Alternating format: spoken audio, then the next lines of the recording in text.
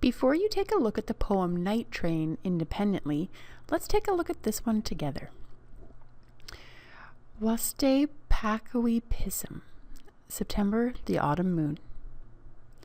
Our bed of grass has turned brown, and leaves are changing burnt red and flecked gold before breaking from the trees and kissing the river in separate hungers. Last night you bloomed to my touch, called the birds together with only a whisper. We were driving south on a stretch of road so endless and smooth it flowed like water, disappearing beneath the wheels. And looking at you, peering into the limitless night, my thoughts passed over your precious mouth, where I'd come to plant my most sacred seed, love. It will soon be cold, you said, clasping my hand, cupping it between your thighs, where you are always warm. And we drove, bound by the silence, and behind us, 1,000 miles, wrinkled moon's face.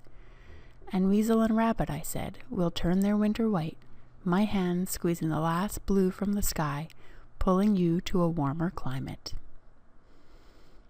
All right, let's take a look at the questions that go along with this one. How many verses does the poem have? So to do this, I just need to count the lines. And if I look back and count them, I can see that there are 30, 31, 32, 33, 34 verses. What about stanzas? Again, looking at the poem, I can see that there are 1, 2, 3, 4, 5, 6 stanzas. And I'm not going to worry about the stanza type. The tone or the mood, I would say it's nostalgic for time past. I would also go ahead and say that it's absorbed and intense. Is there a rhyme scheme for this one? Let's take a look. Brown changing red, gold trees. I don't see a pattern here. Metaphor. This one has quite a few metaphors actually. One of them is seen right here in line 9. You bloomed to my touch. And a second can be seen here, where I'd come to plant my most sacred seed, love.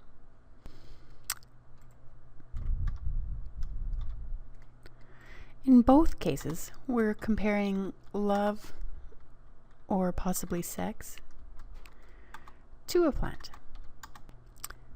There is also an example of simile in this one, and that can be found right here. It flowed like water. I know it's a simile because it has the word like in it.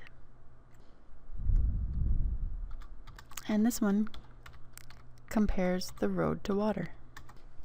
Is there an example of onomatopoeia? There is in this one as well. Whisper. Personification. We also have personification where it talks about kissing the river.